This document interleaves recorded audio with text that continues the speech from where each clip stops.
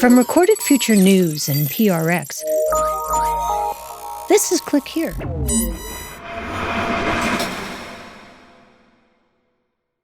The mugshot of Tony Christopher Long looks like the picture of just about any 19-year-old. A mop of dark hair, a Calvin Klein sweatshirt. He's the kind of kid you might pass in a grocery store parking lot without giving it a second thought. But federal prosecutors say when he was online, he went by a variety of names, including inactive. And they claim he's part of a network calling itself 764. A Porterville man is behind bars after being indicted by a federal grand jury on charges connected to his alleged involvement in an extremist group known to target teens and children. Cyberstalking, extortion, animal abuse, crimes that seem unconnected until you realize they're all performed for an audience online. Radicalization experts have called it digital sadism, but that label misses something. Not just the emotional component behind this, but the economic one, too. Tony Long comes from Porterville, a working-class town in California's Central Valley, where the biggest employer, a lumber mill, closed down decades ago. The median household income in Porterville is lower than the national average. It's the kind of place where you might start to feel forgotten. And experts say that kids who feel unseen, who feel like the world doesn't even register their existence, are finding a new, violent way to get noticed, through online cruelty. It's a hunger I recognized from years covering ISIS at NPR. Young men searching for purpose, and a group that offered them the opportunity to put their mark on the world. ISIS promised meaning, a place in history, even celestial glory. 764 offers something far more fleeting, but just as powerful in its own way. It's offering attention. This shift towards what's being termed as nihilistic violent extremism is a profound one, people driven by violence for its own sake. A violence that's not about changing the world, just about proving you exist inside of it. From Recorded Future News and PRX, I'm Dina Temple-Raston, and this is Click Here, a podcast about the people making and breaking our digital world. Today, we trace how online extremism lost its ideology and found something darker, a movement with no manifesto, just mayhem. Stay with us. Support for Click Here comes from Clean My Mac.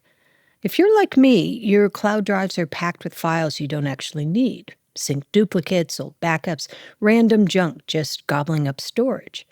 Clean My Mac takes care of that with a new cloud cleanup feature. It connects to your accounts on iCloud, OneDrive, and Google Drive and scans to find large space wasters, both in cloud storage and on your device. And while my Mac health is apparently excellent, Clean My Mac found 8 gigabytes of junk on my computer and tons of duplicate downloads, and it removed a bunch of leftover applications I never use. Who knew? And this happens locally on my Mac, so my data stays safe. Clean My Mac has a whole suite of other features, too, including their Moonlight anti-malware engine. With just a click, the anti-malware tool scans and removes viruses, ensuring your Mac remains threat-free. Not everything deserves eternal storage, so why pay for it? Get tidy today with Clean My Mac. Try it free for 7 days and use the promo code CLICK to save an additional 20% on your purchase at cleanmymac.com. Support for Click Here comes from Monarch. Let's be real, most of us want to stay organized with our money, but life gets in the way. Now there's an app that finally makes it doable. Feel organized and confident in your finances with Monarch, an all-in-one personal finance tool that brings your entire financial life together in one clean interface on your laptop or your phone. Monarch does the heavy lifting for you, so you never need to touch a spreadsheet again. You can link all your accounts in just a few minutes. And if you're having a good year, with Monarch, you're not leaving money on the table. You'll save more, invest smarter, and hit your financial goals faster. That's why the Wall Street Journal named it the best budgeting app of 2025, and Forbes called it the best app for couples. Don't let financial opportunities slip through the cracks. Use code CLICKHERE at monarch.com in your browser for half off your first year. That's 50% off your first year at monarch.com with code CLICKHERE. From Recorded Future News, this is Click Here. Before there were the digital nihilists of 764, there was ISIS. They were masters of turning terror into performance, filming battles with GoPros and setting sermons to slow-motion carnage. O you who believe, answer the call of Allah and His Messenger when He calls you to what gives you life. Their brutality was a brand. And for Abdullahi, a teenager in Minnesota I spoke to at the time, it was magnetic. I went on YouTube, and then I typed in Syria, and then right away I saw like civil war and stuff like that. I'm like, this might be interesting. It became a hobby, keeping up with what was going on there. He was 17, and ISIS offered something more exciting than the Twin Cities ever did. Young guys in training camps and stuff like that. So the action, I guess, the sense of adventure. He remembers the videos coming one after another, each one bloodier than the one before. This is from an interview I did with him nearly a decade ago. So you guys watched ISIS videos, right? Uh-huh. They're pretty violent, aren't they? Gruesome, yeah. Yeah. So just tell me, as a young guy, what is the attraction in those videos? Okay. So in the spring 2014, when we were watching those videos, it started off with the atrocities that were going on there, right? Like innocent civilians in Syria getting killed. Then came the fighting videos. For Abdullahi, the story wasn't religious. It was redemptive. He'd grown up feeling overlooked. He was Somali American, but neither world fully claimed him. Online, ISIS seemed to offer an alternative and the promise of belonging. If you get the message and it resonates with you and you sit back and lollygag, you're not on the right path, More than 40 kids from Minnesota's Somali community tried to join ISIS and other extremist groups. Abdullahi was one of them. Today, the gathering places are different. It isn't social media with its algorithms quietly radicalizing someone through suggested videos. It's encrypted Telegram channels, private Discord servers, invitation-only chat rooms. And the ideology that once animated followers to groups like ISIS, well, it's gone now. These new groups have no ideology. They're driven simply by the need to be seen. We've seen, this particular sense of isolation, this sense of creating kind of new peer groups online, and a sense of detachment from real shared spaces in the world. This is Milo Comerford. He's the Senior Director of Policy and Research at the Institute for Strategic Dialogue in the UK. And he's been studying how extremists leverage the internet and new tech. Sports teams, education settings, and that has had a huge trickle-down effect on how people feel and how they identify and of how they feel connected to society, to culture, to politics. Nihilism thrives in a context where people feel politically abandoned. That's been the case for hundreds of years. In other words, when faith, community, and politics stop delivering meaning, the internet steps in to fill the void. Extremism used to begin in real-world movements that then migrated online.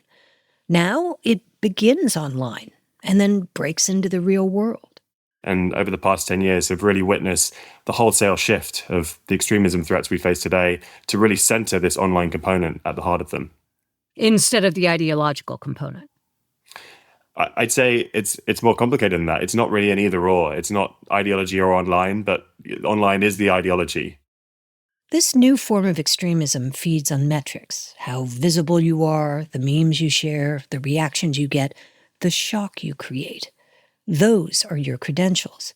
And the digital community itself, and your rank in it, becomes the cause. There is a very close relationship between the online and the offline in how extremism operates today. 10, 15 years ago. While you might have had a membership card to an extremist organization, now really it's about participating in an online world that is in many cases as real as the offline worlds that people were motivated by previously.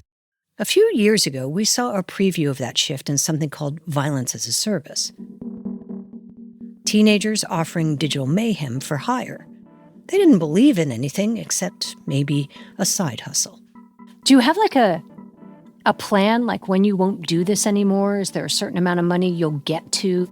I think about 9 figs. This is a SIM swapper who goes by the name Yuki. We spoke to him back in 2022. Really? And how close are you? Really far. I mean, 9 figs, that's $100 million. That's a few more years at least. He was doing 2 things to make money. First, he was a SIM swapper. He worked with other teenagers to take over people's cell phones, change their passwords, and then drain their crypto accounts. Is it right to think of SIM swappers as being younger people, or do I misunderstand that? That is very accurate, by the way. A lot of SIM swappers are actually like 13 to 18. Yuki was a little older than most, and he and his SIM swapping crew were part of what's known as the community, or the comm. Think of it as a web of violent, overlapping subcultures. Hackers, swatters, data thieves. 764, the group we mentioned earlier, is one branch. Yuki and his crew operated like a startup, complete with a Telegram channel called Brick Squad, where you could literally buy acts of violence using crypto. The offerings included throwing a brick through a window, firebombings, even murder. I say, what you need done? He'd say, oh, I just need to throw a brick in his window. Shootings, firebombings. I mean, the worst one we've probably done was kidnap someone. If I had to come to it, killings, which has came to that, but I'll speak on that later. Can you kind of explain to me why you guys like to do this? It's the fun, I guess. Pretty much just the fun. So tell me why you're not worried. Yeah, the punishment is not very big, and I'm just not worried about it. The feds aren't on shit. Most of these kids were born after the 2008 financial crisis. They watched their parents lose homes and jobs and a sense of control. Online, they built a new economy where pain itself became currency. Those early hackers and swatters were chasing money and notoriety. But this next generation, they're harder to read. They do it for something more unpredictable, the fleeting proof that they still matter. That's when we come back. Stay with us. Support for Click Here comes from ExpressVPN. Going online without ExpressVPN is like not having a case for your phone. Most of the time, you'll probably be fine, but all it takes is one drop, and you'll wish you spent those extra few dollars on a case. Every time you connect to an unencrypted network in cafes, hotels, airports, your online data is at risk. It doesn't take much for someone to hack your device so they can steal and sell your personal information. ExpressVPN protects against that by creating a secure encrypted tunnel between your device and the internet. And the security is top-notch. In fact, it would take a hacker with a supercomputer over 1 billion years to get past ExpressVPN's encryption. Best of all, the app is incredibly easy to use and can be installed on all your devices. So go ahead, log on to that Wi-Fi in your local cafe, but make sure you have ExpressVPN first, so you don't end up with a nasty surprise. Secure your online data today by visiting expressvpn.com/clickhere. That's expressvpn.com/clickhere to find out how you can get up to 4 extra months free. expressvpn.com/clickhere. This show is supported by Odoo. When you buy business software from lots of vendors, the costs add up and it gets complicated and confusing. Odoo solves this. It's a single company that sells a suite of enterprise apps that handles everything from accounting to inventory to sales. Odoo is all connected on a single platform in a simple and affordable way. You can save money without missing out on the features you need. Check out Odoo at odoo.com. That's odoo.com. What the hell is going on right now? And why is it happening like this? At Wired, we're obsessed with getting to the bottom of those questions on a daily basis. And maybe you are too. I'm Katie Drummond, the global editorial director of Wired, and I'm hosting our new podcast series, The Big Interview. Each week, I'll sit down with some of the most interesting, provocative, and influential people who are shaping our right now. Big interview conversations are fun. I want a shark that eats the internet, that turns it all off. Unfiltered and unafraid. So in a lot of ways, I try to be an antidote to the unimaginable faucet of reactionary content that you see online, to the best of my ability. Every week, we're going to offer you the ultimate luxury of our times, meaning and context. True or false, you, Brian Johnson, the man sitting across from me, one day, at some point, as of yet undefined in the future, you will die. False. Tell me more. Listen to The Big Interview right now in the same place you find Wired's Uncanny Valley podcast. Subscribe or follow wherever you get your podcasts.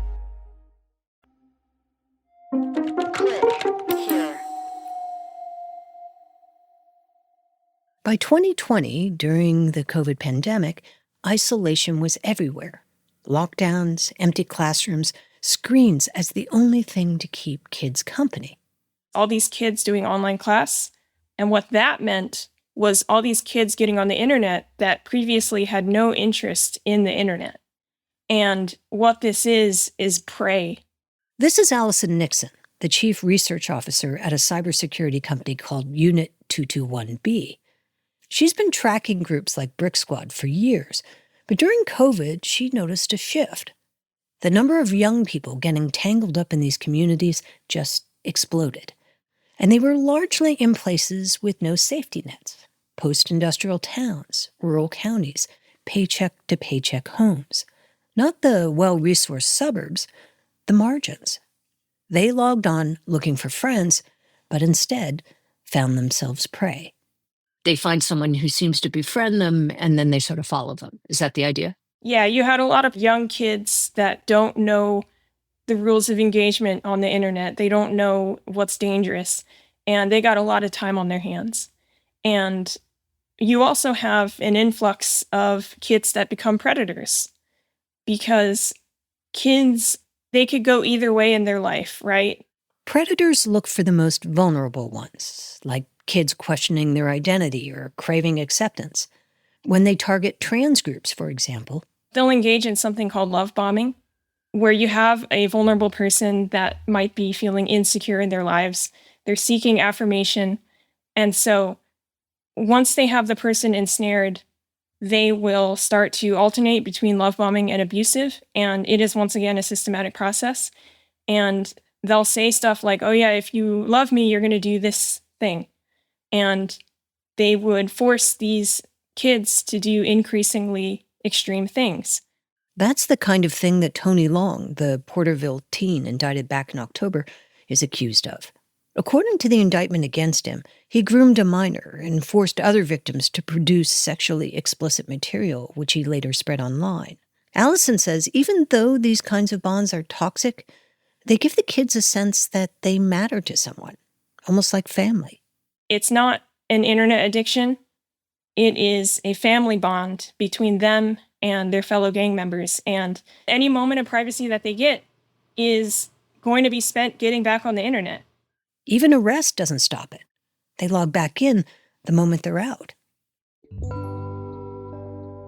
So the programs that are effectively addressing this, they meet kids where they are, online. In the UK, a government initiative called Prevent tried something simple. If you search for Booter, or DDoS for hire, which are basically websites with tools kids thought were a harmless way to cheat at video games, you'd see a warning. This is illegal. Stop before you get caught. We're seizing the databases of these websites, so you can't do this privately. You're going to get caught if you do this. Not a crackdown, a pop-up ad. And it worked. And Prevent, with a very small budget, by the way, they spent very little on these ads. They made a measurable impact on global DDoS, and that is in a peer-reviewed academic paper. It is proven. And as a result of Prevent's experiment there, other law enforcement agencies have decided, let's do that. While the DDoS program was effective, Prevent itself has its critics. Civil liberties groups argue that in its early years, Prevent cast too wide a net, effectively profiling Muslim students and communities in the name of counterterrorism. Educators worried it would turn teachers into informants.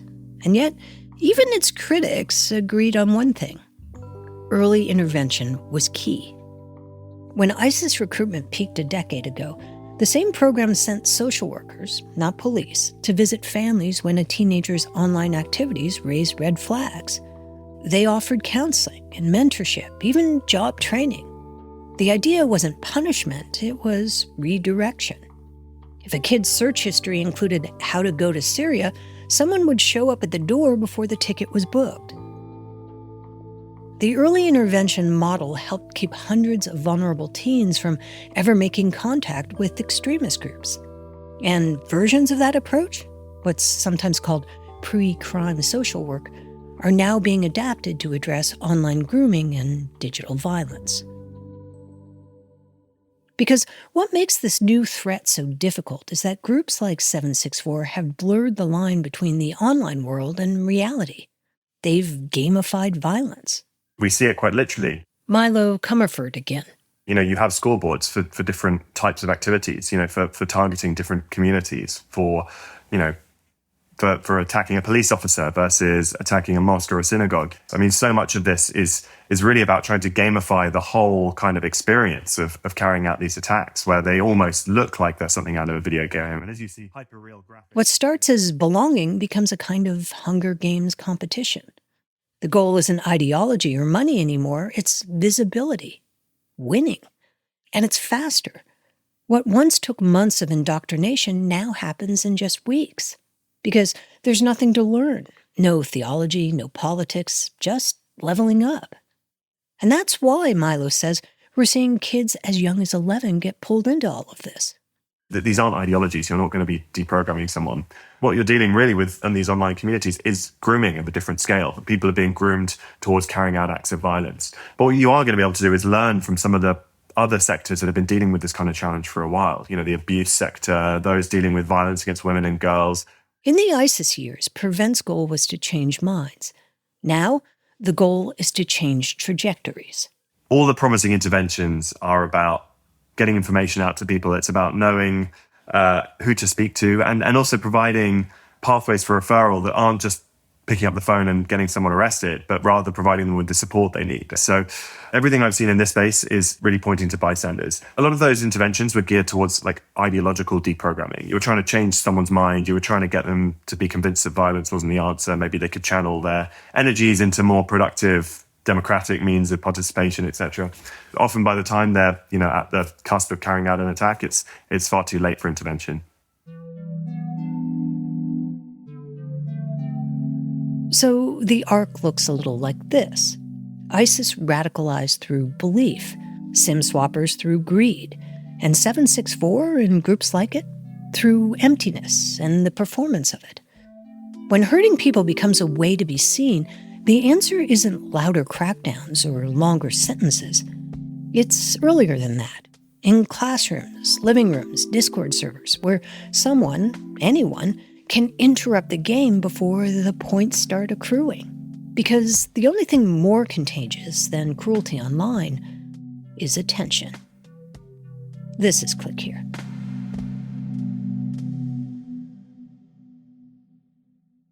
Support for Click Here comes from GiveWell. When it comes to issues of health and poverty around the world, there's so much going on, it's hard to know how to help.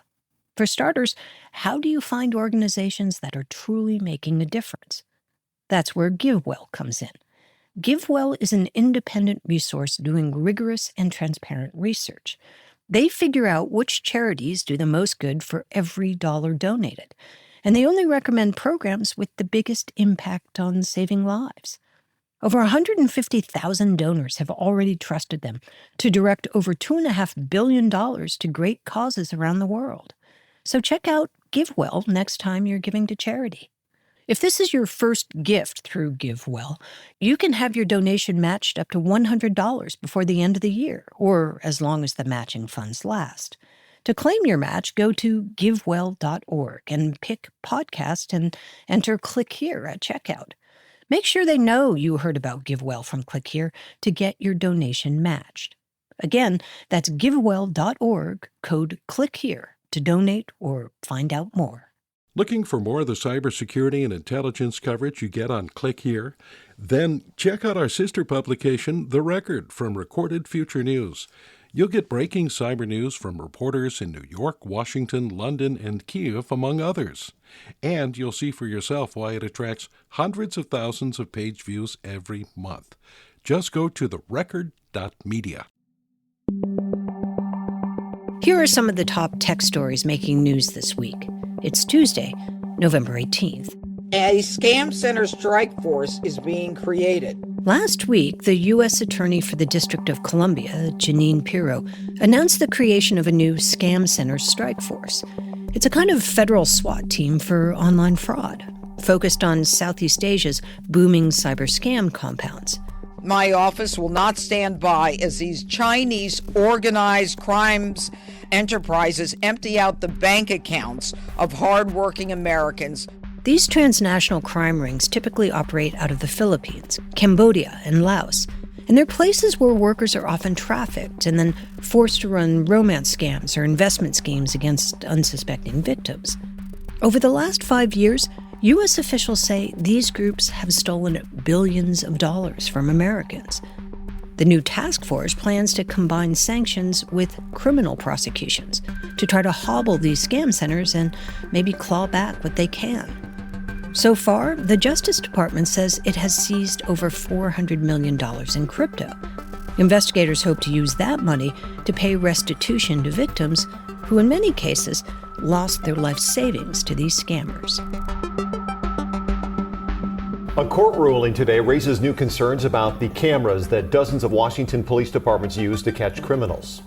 A judge in Washington state ruled last week that footage from flock safety cameras, the license plate scanners popping up in towns all over America, is public record that can be requested. The decision comes as flock safety is under fire for sharing data with immigration authorities and for its role in abortion-related investigations. 2 cities in Washington state temporarily shut off their camera networks during the legal battle, and they deleted footage while requests were pending. Some legal experts say that in itself may violate public records laws. Privacy advocates are calling the ruling a win, not just for its transparency implications, but also as a model for communities nationwide trying to understand just how much their police are watching. New York's Algorithmic Pricing Disclosure Act puts some guardrails on how businesses can use your personal data. Earlier this year, New York passed a law targeting personalized pricing, also known as surveillance pricing. Now comes the hard part, trying to enforce it. Algorithmic pricing is when companies quietly charge different customers different prices based on what an algorithm thinks they're willing to pay. Airlines led the way on this, but now pharmacies, retailers, rideshare apps, and nearly every corner of the online shopping world have hopped on board. Under the new law, checkout pages in New York State must include disclosures like this. This price was set by an algorithm using your personal data. New York's Attorney General is encouraging consumers to report companies that don't comply. Violations carry a modest but symbolic $1,000 fine. The new law is equal parts transparency and behavioral nudge, attempting to restore some power to consumers who have been algorithmically sorted without their knowledge. California has a similar law, but New York is the first state to actually enforce one. And finally, if you've ever wanted to create your own Disney movie, now's your chance.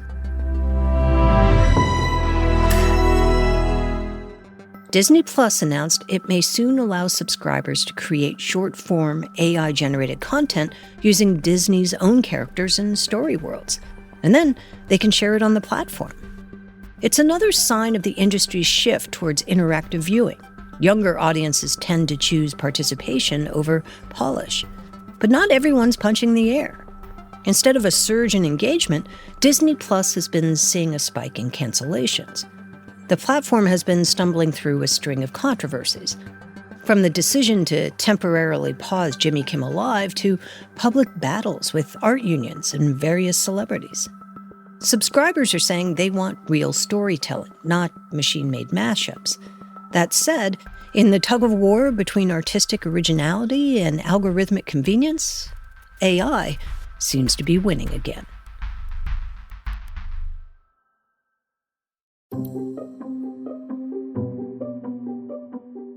Today's episode was written and produced by Dina Temple-Raston, Megan Dietrich, Sean Powers, Zach Hirsch, and me, Erica Gaida. I was the lead producer for this episode. It was edited by Karen Duffin, fact-checked by Darren Ankrum, and contains original music by Ben Livingston with some other music from Blue Dot Sessions. Our staff writer is Lucas Riley, and our illustrator is Megan Goff. Jesse Neiswanger and Jake Cook are our sound designers and engineers. Click Here is a production of Recorded Future News and PRX. Join us Friday for Click Here's Mic Drop, a listen to one of our favorite conversations of the week. We take a look at why these online extremist groups are attracting people as young as 8 years old. There is such a low barrier to entry for people getting involved in these groups. It used to be with an ideology, you had to be able to at least express yourself, you had to at least be able to articulate, why you were doing things. That's not required with this. That's Friday on Click Here. We'll see you then. Looking for more of the cybersecurity and intelligence coverage you get on Click Here? Then check out our sister publication, The Record, from Recorded Future News. You'll get breaking cyber news from reporters in New York, Washington, London, and Kiev, among others. And you'll see for yourself why it attracts hundreds of thousands of page views every month. Just go to therecord.media.